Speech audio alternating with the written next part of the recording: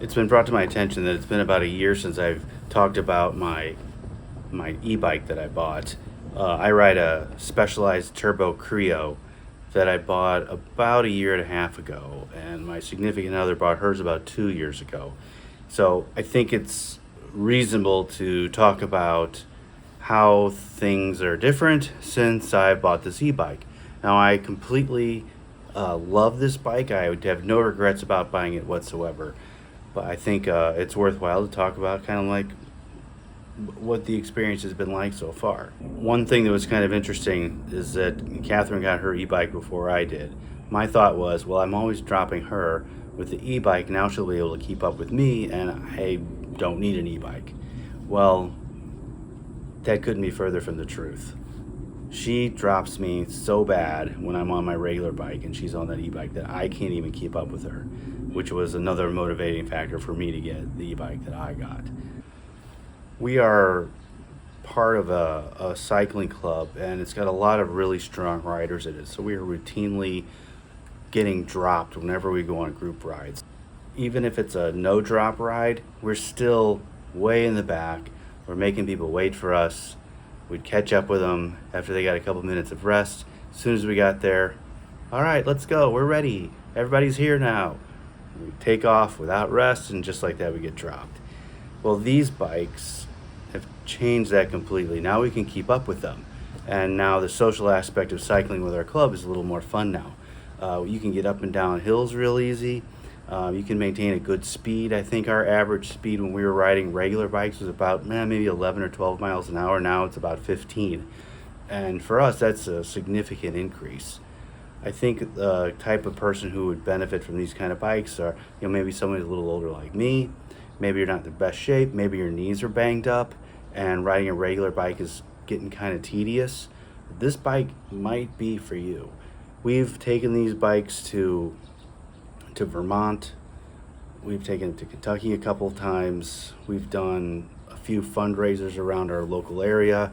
We've taken out on the roads, the trails, crushed gravel rides. It covers everything. It's just the greatest bike. I have no regrets buying it whatsoever. Now, I kept my old road bike around just in case for those days where I feel like riding a regular road bike, but 9 times out of 10 I'm riding my e-bike. Now, the funny thing about this is that I still get teased about riding a cheater bike. And it's not really a cheater bike. I mean, it's pedal assist, so, instead of getting destroyed on a hill, you can get up there a little easier. You can keep up with your friends, and yeah, you're not going to burn as many calories on it as a regular bike, but you're also not going to constantly get dropped. You're not going to constantly fail on hills or anything like that. Now, if you don't pedal this bike, you're going to fall over. It is not one of those throttle e-bikes that you see that are basically little motorcycles on the bike paths where you can ride all day long without ever pedaling once. You have to pedal on these things. They're pedal assist. That's the only assistance you get. One cool thing about this bike is that it comes with an app that you can manage the bike's output on your phone itself. When you're on the e-bike, there's 3 settings that you can use. There's an eco, sport, and turbo, which means low, medium, and high. And each mode gives you a little bit of extra boost above no help at all, which you can actually ride this bike with the motor turned off. When you use the app, you can determine how much help you get at each stage. So normally it's about, maybe 10% help, 20% help, 100% help, or 20, 50, 100. It's whatever you want it to be. So that's kind of cool. At one point in time, I actually tried to figure out what the output was that I was getting from the motor in the different modes, but I couldn't figure the math out. I mean, I'm no good at that kind of stuff, that kind of math anyway. So I just think of it as low, medium, high, and I can adjust it so I get as much help or as little help as I want from each one of those modes. So the bike itself is pedal assist, so that means that you still have to manage your gearing like you would on a regular bike. When you're going up a hill, you put it in a bigger cog. When you're going on a flat, you put it in a smaller cog, and no matter which cog you're in, the assistance will adjust. So you still have to remember that if you're going up a hill really fast in a small cog and you have to stop on the hill, if you didn't remember to put it into a bigger cog before you stopped, well, you're really going to struggle trying to get the bike going again on the hill. Even on a flat, if you forget to put it in a bigger cog, you could struggle. And the same thing holds true on the e-bike. It doesn't really matter what mode you're in. The cycling and the gearing works the same on this bike versus a regular bike. With this bike having the battery's built into the down tube. The bike's a little heavier. It's like, I want to say it's like 30 pounds, maybe 35, I can't remember which, but when you're using the pedal assist, you don't really feel it. The interesting thing about the Specialized is that, to me, it looks more like a regular road bike than other models, versions of this type of bike. So we looked at Giant, we looked at Cannondale, we thought Specialized looked the most like a regular road bike. In fact, if you just kind of glance at it, you wouldn't even notice that it's an e-bike. With this bike, I bought 3 accessories. The first accessory is this range extender. This fits into a cage on your bike, and what it does is it gives you additional distance available on your bike. The regular bike's battery gives you about 80 miles. This extender gives you an extra 40. So that can help on longer rides. You know, the numbers 80 and 40, you know, those are probably determined at the most optimal situations. So I would say 75 to maybe 100 might be more realistic, but I don't know. I've never actually pushed this thing over 100 miles yet. The other accessory I bought was this Y cord right here. You plug this end into the charging brick, and you plug one end into your bike and one end into your range extender.